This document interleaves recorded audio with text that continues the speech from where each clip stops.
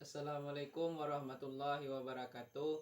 Perkenalkan, nama saya Ilham Fauzi, NIM 1811020119, jurusan Sejarah Peradaban Islam, UIN Imam Bonjol Padang.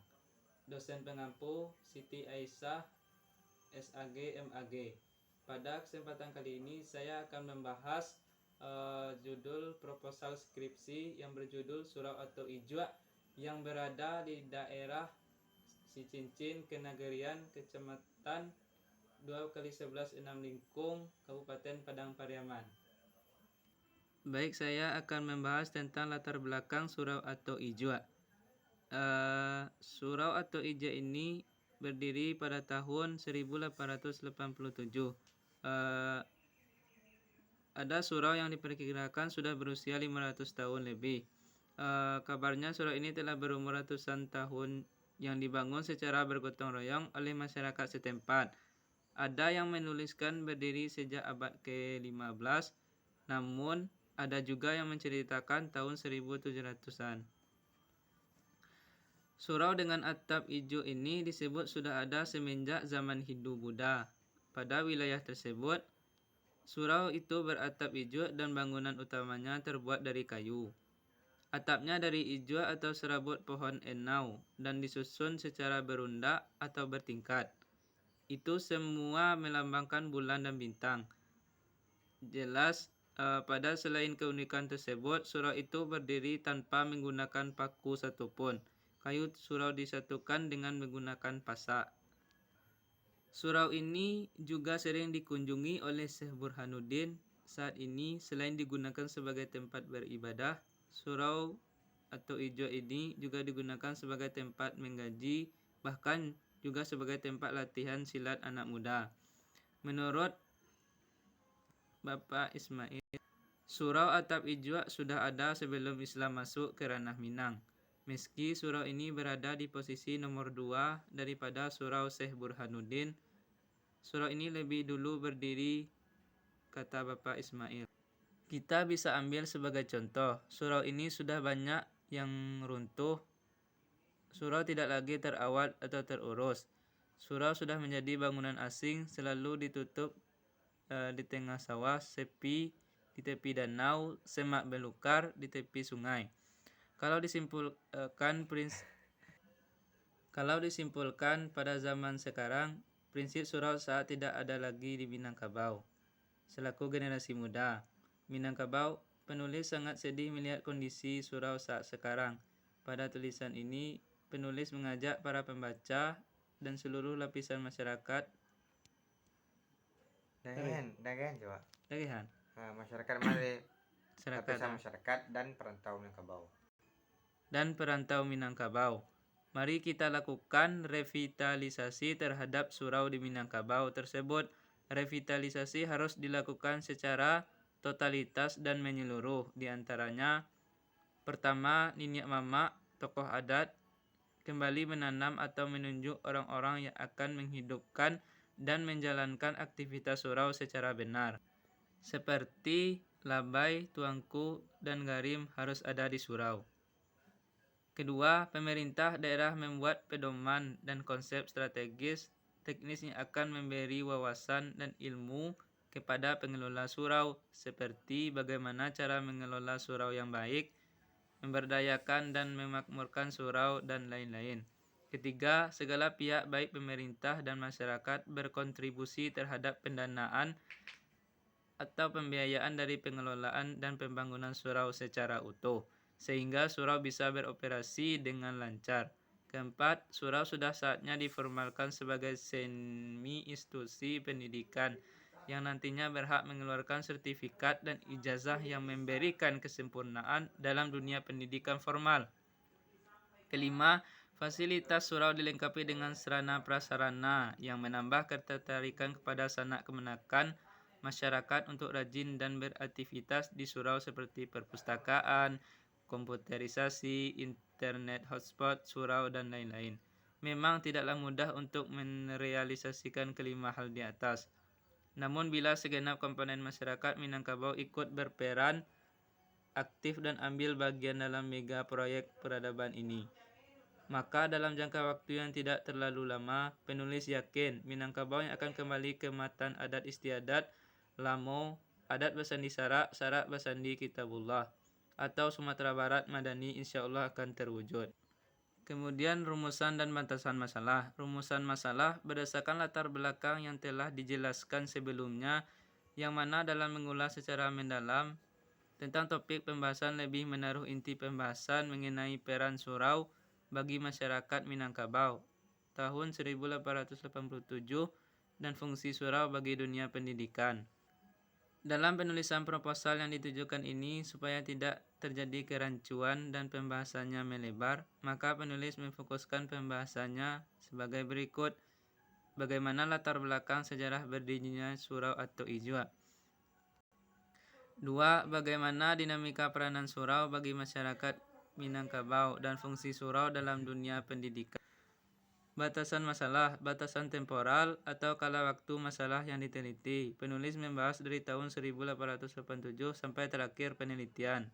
2. Batasan spesial atau lokasi masalah yang diteliti di Kenegarian Sicincin, Kabupaten Padang Pariaman. 3. Batasan tematis atau pokok bahasan pada masalah yang diteliti. Dari latar belakang di atas, maka penulis mengambil batasan tema yaitu surau atau ijwa di Kenegarian Sicincin. Tujuan dan kegunaan penelitian. Yang pertama, untuk mendeskripsikan sejarah berdirinya surau atau ijwa serta peranan surau dan fungsi surau. 2. Untuk menganalisis dinamika peranan surau bagi masyarakat dan fungsi surau dalam dunia pendidikan. 3. Selanjutnya mengenai kegunaan atau manfaat dari penelitian, yakni surau dijadikan tempat beribadah bagi umat Islam, terkhusus bagi laki-laki yang tinggal di surau tersebut. Keempat, untuk menambah wawasan atau puncak cakrawala bagi penulis bagaimana orang setempat bisa menghidupkan surau-surau lama kembali. 5. Sebagai referensi yang ilmiah, sebagai bahan rujukan bagi pembaca dalam mengungkapkan sejarah berdirinya surau atau ijwa. 6. Untuk menambah daftar referensi sejarah mengenai berdirinya surau atau ijwa di Perpustakaan Fakultas Adab dan Humaniora. Penjelasan judul. Agar tidak terjadi kesalahan pahaman para pembaca dalam memahami penelitian, maka penulis merasa perlu memberikan penjelasan judul terhadap kata-kata yang ada pada judul proposal ini sebagai berikut. Pertama, surau atau ijwa merupakan tempat umat muslim melaksanakan ibadah dan fungsi lain dalam dunia pendidikan. 2. Nagari Sicincin merupakan tempat di mana letak surau atau ijwa. Kemudian tinjauan pustaka. Sejauh bahan baca yang sudah ditelusuri oleh penulis sendiri, secara kepustakaan ilmiah sudah ada beberapa pembahas mengenai topik terkait langsung dengan sejarah berdirinya surau atau ijwa, yang mana semuanya berbentuk wacana atau bacaan surat kabar. Kemudian metode penelitian. Penelitian heuristik adalah merupakan metode yang mendahulukan pencarian sekaligus pencarian sumber-sumber sebanyak mungkin yang hanya didapati sumber bentuk dalam bentuk lisan. Tulisan moving image dengan klasifikasinya ada 2, primer dan sekunder. Sumber primer yakni naskah terkait tentang surau atau ijwa sendiri, kemudian sumber sekunder berupa lisan, wawancara, dan tulisan referensi buku, koran, jurnal, dan Perpustakaan Adab dan Humaniora. Perpustakaan Pusat Universitas Islam Negeri Imam Bonjol Padang. Penulis buat dan juga melakukan wawancara langsung dengan masyarakat untuk membantu pengumpulan sumber-sumber tambahan. Kemudian kritik sumber. Pada tahap peneliti akan melakukan kritik terhadap sumber-sumber yang ditemukan dan diperoleh dari hasil penelitian. Kritik sumber ini terdiri 2 sasaran, yaitu kritik ekstern dan kritik intern. Kritik intern dilakukan dengan segi isi penulis mengkritik sumber yang telah penulis kumpulkan dan wawancara dan lain sebagainya.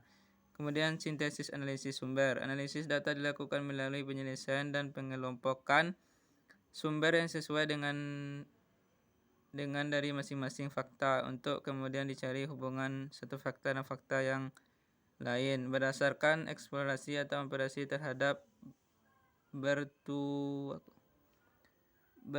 Tujuan untuk mempermudah analisis informasi sehingga terhindar dari kesalahan.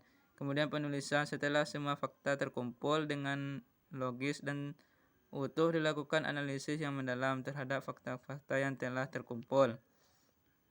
Selanjutnya ditulis dan menggunakan aturan kaidah-kaidah penulisan yang baik dan benar agar mudah dimengerti. Kemudian sistematika penulisan. Untuk mempermudah dalam menulisan proposal ini, maka penulis membuat sistematika penulisan sebagai berikut. Bab 1 berisikan tentang pendahuluan yang terdiri dari latar belakang masalah, rumusan dan batasan masalah, tujuan dan kegunaan penelitian, penjelasan judul, serta sistematika penulisan. Bab 2 landasan teoritis yang terbagi menjadi sub-sub bagian yaitu surau atau ijwa.